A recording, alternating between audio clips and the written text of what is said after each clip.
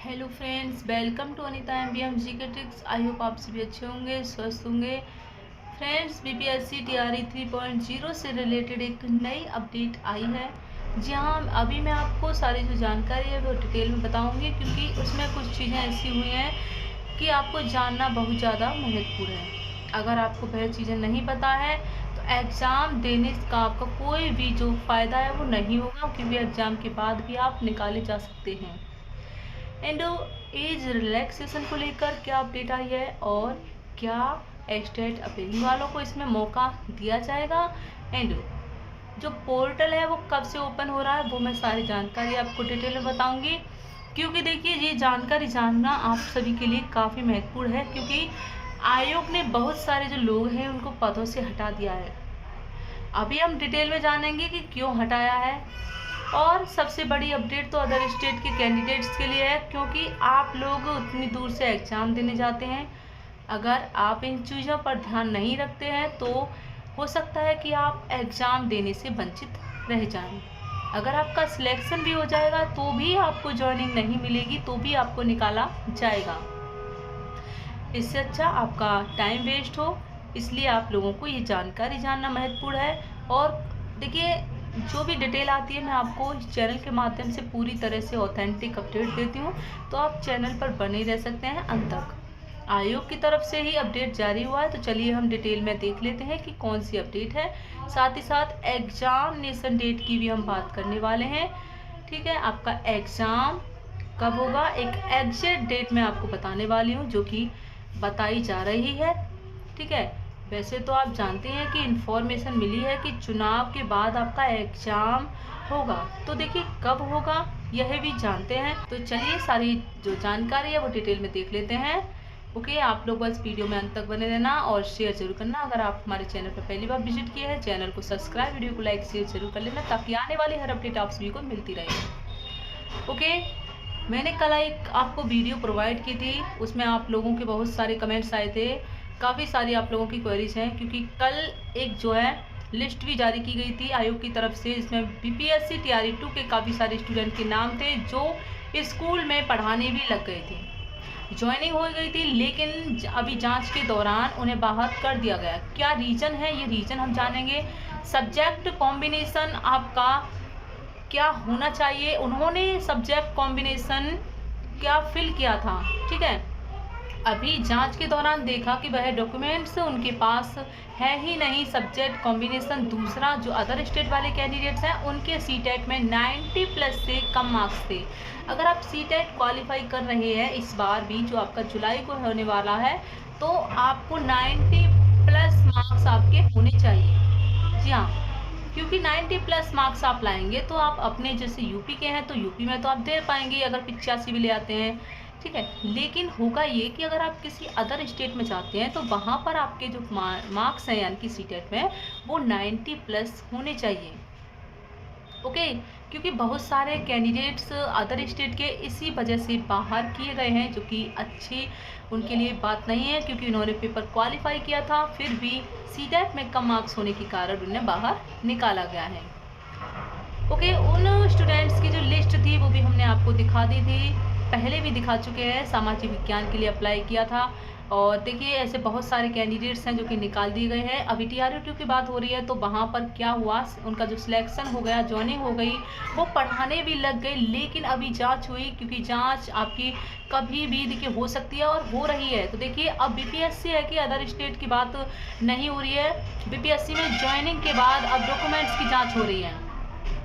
Joining हो चुकी है, लेकिन ज्वाइनिंग की बात हो रही है। अब यहाँ पर क्या हुआ है कि उसने सामाजिक सब्जेक्ट विषय से डाला था। ठीक है, 6 to 8 में जब सीटेट का सर्टिफिकेट देखा तो वह मैथ साइंस से थे, सीटेट में मैथ साइंस है, लेकिन सामाजिक सब्जेक्ट विषय डाला था, मैथ साइंस से था, तो ठीक है। लेकिन इसलिए इसका जो है अब क्या हुआ कि इनको बाहर कर दिया है। ऐसे ही स्टूडेंट्स हैं जिन्होंने ये सब जो किया है 6 to 8 में मैथ साइंस के लिए अप्लाई किया, और उसका सीटेट एसएससी सब्जेक्ट से था, तो इनको भी बाहर कर दिया गया। ये लिस्ट मैंने वैसे आपको पहले नहीं दिखाई है, इसलिए मैं आपको बताना चाहती हूँ इस वीडियो के माध्यम से कि आप लोगों को इसकी जानकारी हो अगर आप एग्ज़ाम दे रहे हैं।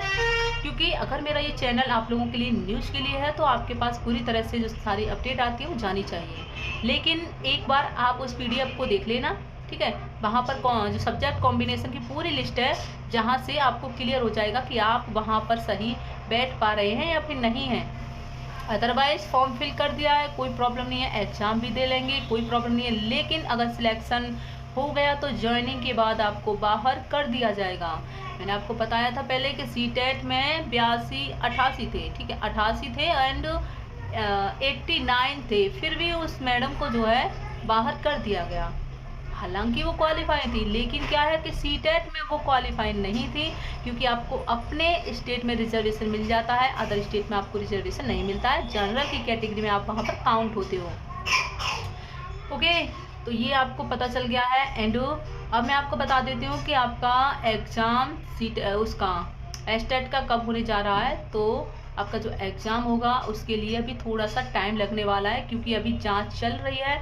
TRE 1 की भी चल रही है, TRE 2 की भी चल रही है, TRE 3 तो आपका रद्द कर दिया गया है, तो उसकी भी जांच जो है हो रही है।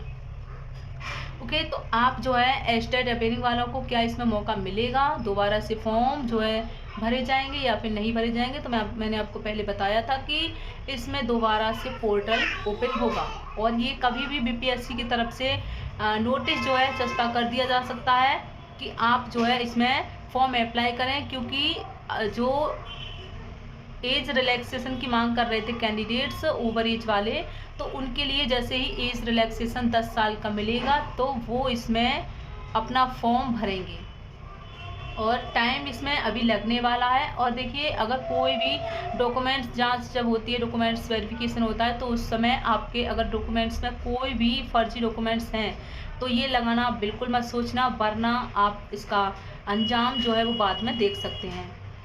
आप जो भी क्वालिफिकेशन आपकी वही आप जो है लगाना, ठीक है। ऐसा नहीं है कि आपने कोई और भी डॉक्यूमेंट्स लगा दिए हैं अलग से। तो इसलिए मैं आपको ये एग्जांपल दे रही हूँ ताकि आप लोगों को समझ आ जाए और आप ये गलती ना करें। जो आपके रियल डॉक्यूमेंट्स हैं, सिर्फ आपको रियल डॉक्यूमेंट्स ही आपके वहाँ पर डॉक्यूमेंट्स वेरिफिकेशन के टाइम पर लगाना है। ये जानकारी आपको कोई और नहीं देगा, इसलिए सबसे पहले मैं आपको बता दे रही हूँ कि ये आपको बिल्कुल भी गलती नहीं करनी है। अगर आप जो है अगर आपके सीटेट में 89 है तो आप 90+ करिए पहले, क्योंकि बाद में आप निकाले जाएंगे तो वो आपको दुख जो है बहुत ज़्यादा गहरा होगा। क्योंकि पेपर आप क्वालिफाई कर लेंगे, लेकिन आपके पास एक दुख आएगा जो कि आपके नाम जो है लिस्ट में होगा कि सीटेट में क्वालिफाई नहीं है। बाकी आप तो 6 to 8 में वहाँ पर पास कर लेंगे BPSC में, लेकिन यहाँ पर आपका क्वालिफाइंग मार्क्स होना चाहिए।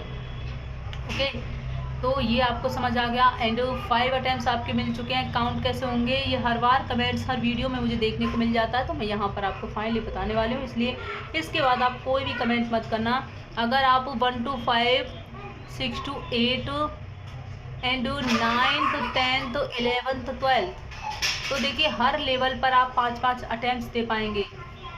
और अगर आपने फॉर्म फिलअप कर दिया है, अगर आप एग्ज़ाम नहीं दे पा रहे हैं तो आपका जो है काउंट नहीं माना जाएगा।